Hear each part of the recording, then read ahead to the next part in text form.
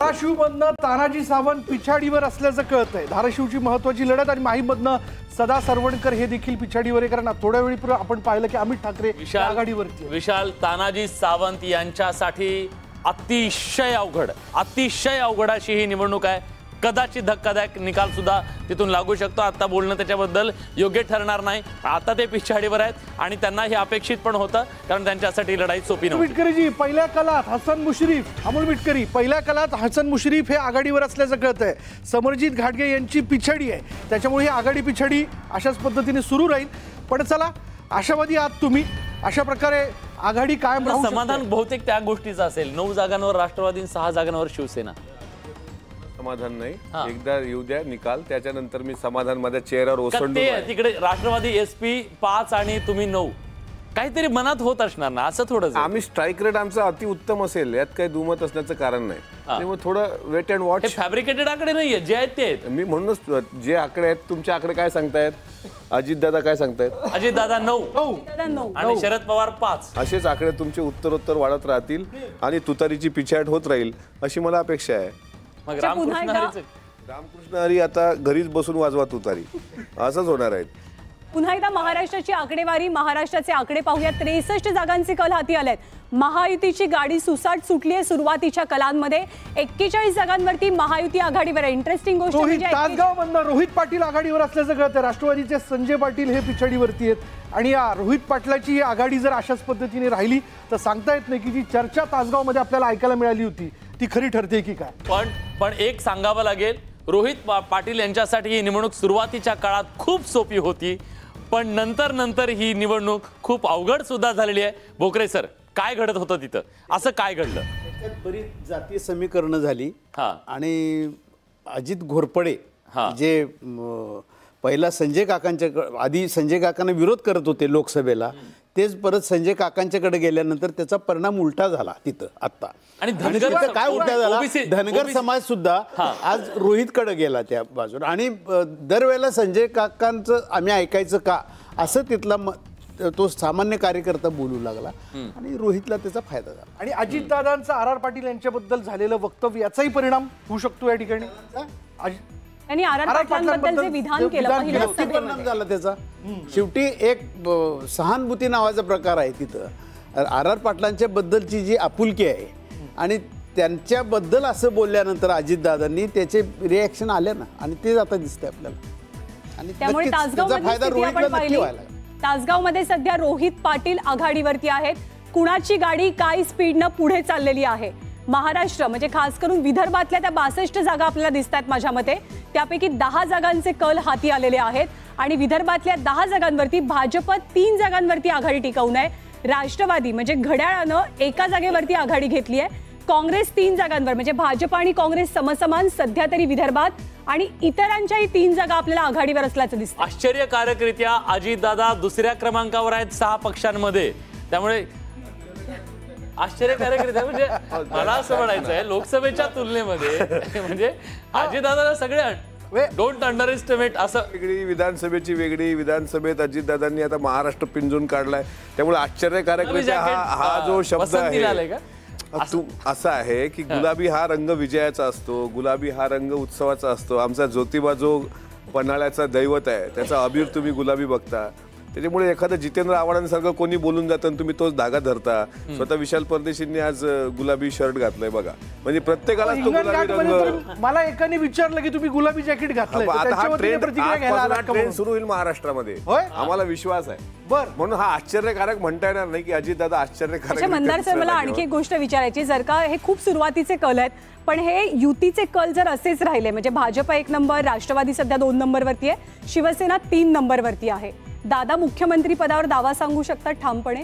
काही होऊ शकतं। आज जे काही कल येतील, आणि आज महाराष्ट्रात जसं अभिजित मगाशी म्हणाल की 11 म्हणजे ज्या वेळेला एकदा 12 वाजल्यानंतर जे काही घडेल ते आणखीन वेगळं असेल। त्यामुळे हे आज सगळ्यात उत्सुकता आहे। दिवसभर आपण फार जपून बोललं पाहिजे. 12 वाजल्यानंतर दिवसभर ट्रोल हो आपण. त्यांना सांगितलं का अमोल सांभाळून बोला.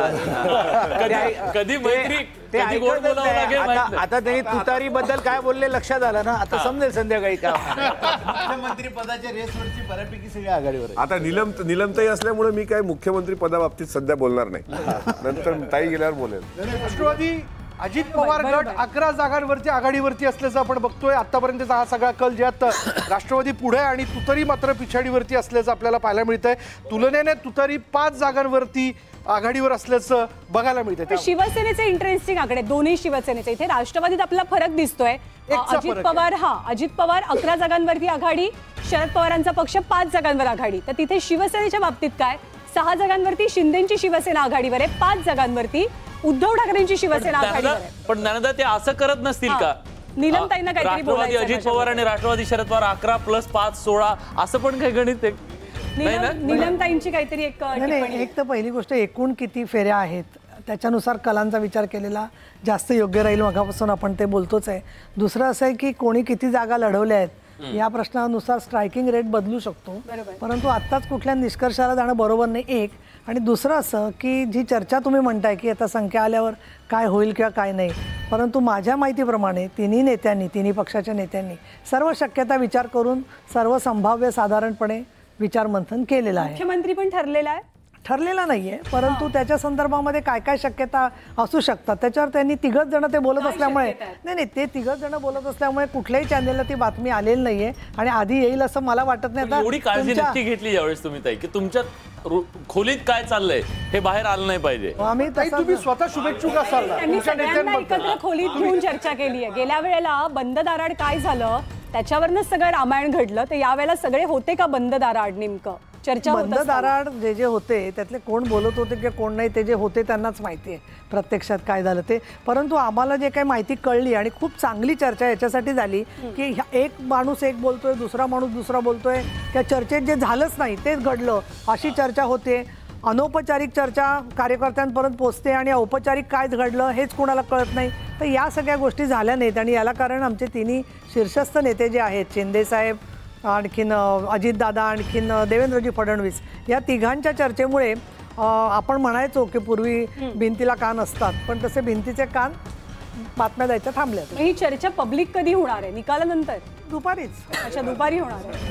अंदाजी ऐका आमचं महाविकास आघाडी सारखं हे भांडण नाहीच की कोण मुख्यमंत्री होणार. म्हणजे नाना पटोले होतील का उद्धवजी होतील हे यांच्यात भांडणं मारामारी झाली. आमच्यामध्ये आम्ही सस्पेन्स ठेवलाय आणि तिघं मोठी ब्रेकिंग आहे. 44 जागांवरती 44 जागांवरती महायुती आघाडीवर आणि महाविकास आघाडी 22 जागांवर आघाडीवर असल्याचं दिसतंय. त्याच्यामुळे महायुतीची आघाडी अशाच पद्धतीने कायम राहिली तर चित्र तसंच असू शकतं. त्यामुळे आतापर्यंत राज्यातले किती कल हाती आलेत? 74 जागांवरचे कल हाती आलेत, ज्यापैकी 48 जागांवरती महायुती आघाडीवर आहेत. महायुतीचे आकडे खूप इंटरेस्टिंग आहेत. भाजप 25 जागांवरची आघाडी आणि त्या खालोखाल पक्ष आहे तो म्हणजे अजित पवारांचा राष्ट्रवादी पक्ष. 12 जागांवरची आघाडी आहे. एकनाथ शिंदेची शिवसेना 9 जागांवरती आघाडी आहे. महाविकास आघाडी 23 जागांवरची आघाडी. काँग्रेस त्यापैकी 11 जागांवर आघाडीवर आहे. तर शिवसेना उद्धव बाळासाहेब ठाकरे 5 जागांवरची आघाडी आणि राष्ट्रवादी शरदचंद्र पवारांचा पक्ष 6 जागांवरची आघाडी आपली टिकवून आहे. आपल्या पॅनलमध्ये आता रुपाली चाकणकर सुद्धा येत आहेत, त्यांच्याशी सुद्धा आपण बोलणार आहोत. पण अमोल मिटकरी, आपली पहिली प्रतिक्रिया 12 जागांवरच्या आघाडी संदर्भात. हा आकडा वाढणारच आहे. घड्याळाची टिकटिक जशी वाढत राहील तसा हा आकडा वाढणार आहे.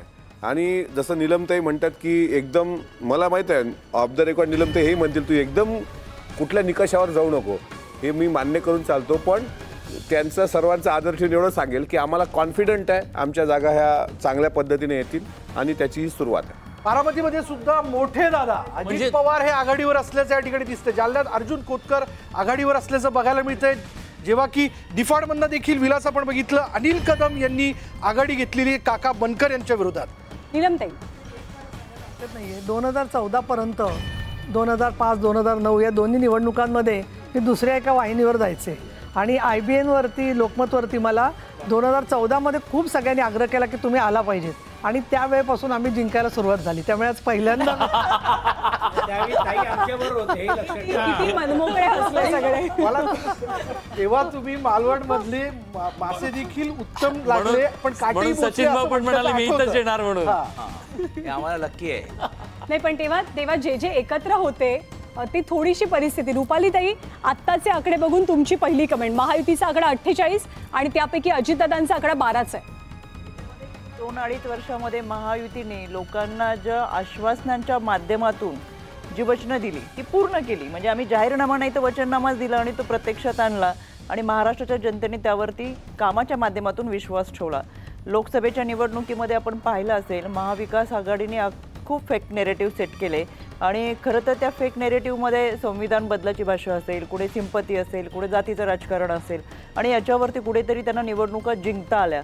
पण गेल्या काही दिवसांमध्ये महायुतीने जी काही चांगली कामं केली अशी कुठेही फेक नेरेटिव्ह सेट केले नाही. तर प्रत्यक्षात महाराष्ट्राचं विजन काय आहे, महाराष्ट्राची विकास कामं काय झाली पाहिजे, कष्टकरी, कामगार, शेतकरी, महिला भगिनी, विद्यार्थी या सगळ्यांचे प्रश्न घेऊन त्या प्रश्नांवरती खऱ्या अर्थानं त्यांनी काम केलं आणि ते जनतेला पटलं आणि त्याच्यामुळे ते मतदानाच्या पेटीतून दिसणारे वाढलेला टक्कासुद्धा हा महिला भगिनींचा असणारे. आमच्या लाडक्या बहिणींनी महायुतीला मतदान केलंय आणि ते या मतदानातून आपल्याला दिसेल.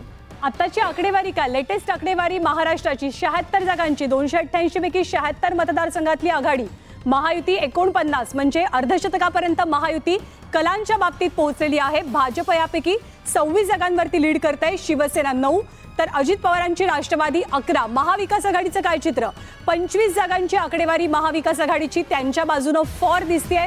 25 जागांवरती त्यांची आघाडी आहे, ज्यामध्ये काँग्रेस 12 जागांवरती आघाडी घेऊन आहे. त्याखालोखाल आहे शिवसेना उद्धव बाळासाहेब ठाकरेंचा पक्ष आणि राष्ट्रवादी काँग्रेस शरदचंद्र पवारांचा पक्ष 7 जागांची आघाडी. त्यामुळे आता आपण एक पायचार्ट पाहतोय विशाल. 26 जागांवरती महायुती जी आहे त्याची आघाडी दिसून येते उमेदवारांची. इतर मध्ये 11. आपण पुन्हा जी चर्चा करत होतो की अपक्षांचा जोर असू शकतो आणि 9 जागांवरती महाविकास आघाडी जी आहे ती आघाडीवर असल्याचं पाहायला मिळते. त्यामुळे विलास 11चा आकडा निश्चितच. आणि आता ज्या पद्धतीनं भाजप 26 पर्यंत जाताना आपल्याला दिसतंय, राष्ट्रवादी काँग्रेस अजित पवार त्यांना खरं तर तो शब्द खटकला आश्चर्यकारकरित्या, पण तरी सुद्धा लोकांसाठी सगळ्यांसाठी ते आश्चर्यकारक आहे. कारण काँग्रेसच्या बरोबरीने तुम्ही जागा तिथं दिसताय. खरं मला ताईंना प्रश्न विचारायचा आहे, त्या आघाडीमध्ये 49 म्हणजे आता 50 इकडे चाललाय तुम्ही, 49चा जास्त आनंद आहे की 12चा जास्त? याच्यामध्ये महायुती म्हणजे 12 जे आकडे वाढणार आहेत त्याच्यामध्ये 49 वाढणार आहेत. त्याच्यामुळे आमची जी वाढणारी आकडेवारी ती महायुतीमध्ये जातीये आणि त्याचा आम्हाला एवढं 12वर का प्रेम आहे? आमच्या इकडे 7 वरती पण लक्ष आहे अमोलजी. तो हे आकडा बदलू शकतो. आकडा आणखी वाढलाय, 13 झालाय. 50 अर्धशतक. महायुतीचं अर्धशतक पूर्ण झालेलं आहे. महायुतीमध्ये 50 जागांवर आघाडीवर आहे. भाजप 26, शिवसेना 9, राष्ट्रवादी अजित पवार 13 जागांवरती, मविया मात्र 27 जागांवरती. याचा अर्थ नेमका काय घ्यायचा? सुरुवात जे कल समोर येत आहेत त्या कलांच्या नुसार सत्ता विरोधी लाट असेल अशा प्रकारची जी चर्चा होती, जे दावे होते ते दावे या कलांमध्ये मात्र खरे होताना दिसत नाहीयेत. खरं तर खूप अर्ली होईल हे, पण ज्या पद्धतीनं भाजप एकहाती म्हणजे मोठी संख्या घेत आहे. बघा आता शिवसेनेचे सुद्धा आकडे वाढले, राष्ट्रवादी पुन्हा वाढले, पण इकडे मात्र वाढत नाही आहेत काँग्रेसचे आणि शिवसेना उद्धव बाळासाहेब ठाकरे आणि राष्ट्रवादी काँग्रेसचे. काय कारण आहे सर? सचिन भाऊ काय कारण आहे? कारण तुम्हाला जर 180 तुमचा दावा होता, जसं अगोदर आपण सांगितलं की ट्रेंड आहे आणि येणारच आहेत. आता हा मला असं वाटतं पूर्ण फर्स्ट राऊंड पण झालाय की नाही अशी शंका आहे. कारण अनेक वेळा काय होतो, बॅलेटची तुम्ही मागणी पहिली करू शकता किंवा शेवटीही करू शकतो. आरोवारी तिकडचे असलेले जे पोलिंग एजंट त्याच्यावरती अवलंबून आहे. तर मला वाटते हे ट्रेंड अजून थोडा तासाभरामध्ये आपल्याला दिसेल. आता बघा आम्ही 28-30 पर्यंत पोहोचतोय, तर हळूहळू वर खाली होणार आहेत. आहेत काही कळत आहे का? म्हणजे ते स्पष्ट होत नाहीये. सगळ्या बाजूचे राज्यभरातल्या 288 विधानसभा मतदारसंघाच्या पोलिंग बूथवरती आता काउंटिंग तिथं एक आमचा प्रतिनिधी आहे आणि इतर चॅनलच्या तुलनेत आमचं एक आहे की प्रत्यक्ष निवडणूक आयोग जोपर्यंत सांगत नाहीये की इथं हे पुढे, तोपर्यंत आम्ही आकडा देत नाहीये. हा आकडा बाकीच्या चॅनलवर 200 पर्यंत पण कदाचित गेलेला असू शकतो, पण तो आकडा खरा नाहीये. निवडणूक आयोग जो आकडा देईल तोच खरा आहे. कारण आता इथं वाढवायचे आणि पुन्हा कमी करायचे, ह्या अशा गोष्टी करायच्या नाहीत, हे आम्ही आधीच ठरवलेलं आहे. त्याच्यामुळे कुठलाही गोंधळ रोखठोक एक सांगतो की जे वाढते आकडे तुम्हाला असं तुम्ही दाखवताय बॅलेट मधून सुद्धा 13 जागा, याचं कारण पण असं आहे की अजितदादांनी जे तिकीट वाटप केलंय याच्यामध्ये 10% निलमताई महिला उमेदवार, 10% मुस्लिम उमेदवार, 12% SC उमेदवार, 14% ST म्हणजे आदिवासी उमेदवार दिले आणि बाकी सगळे OBC आणि मराठा. मुस्लिम आणि महिलांना इतक्या जास्त प्रमाणात संधी देणारा हा एक पक्ष. त्याच्यामध्ये महिला उमेदवारमध्ये आदिती तटकरे दिसतात, सना मलिक, सुरभा फळके. आता एक अपडेट आपल्याकरता, अजितदादांना 13 जागांवरती आघाडी मिळालेली आहे या क्षणाला. ब्रेकिंग न्यूज आपण बघतोय. मी याच मुद्द्यावर चर्चा करणार आहे. अभिजित तुम्ही पण त्याच्याबद्दल बोला. शरद पवार यांचा पक्ष म्हणजे आतापर्यंत निवडून येणाऱ्या लोकांचा बंच असं म्हटलं जात होतं. निवडून येणारा तो बंच अजितदादांकडे गेला. स्ट्रॉंग उमेदवार त्यांच्याकडे असणं, स्वतःच्या हिमतीवर निवडून येण्याची शक्ती असलेले उमेदवार असणं ही त्यांची जमेची बाजू ठरतीये का, म्हणजे ठरेल का? मला असं वाटतं यावेळेला अजितदादांना मजबूत उमेदवार होते. शरद पवारांचं वैशिष्ट्य म्हणजे जागा निवडायच्या आधी ते उमेदवार निवडायचे आणि ती मग जागा नंतर मागून घ्यायची. हे त्यांनी लोकसभेला केलं. विधानसभेला तसं झालं नाही. उदाहरण पाटणचं देतो. पाटणमध्ये त्यांच्याकडे सत्यजित पाटणकर हे उमेदवार होते. ती जागा शिवसेनेने घेतली हर्षल कदमसाठी आणि मग तिथं मैत्रीपूर्ण लढत झाली.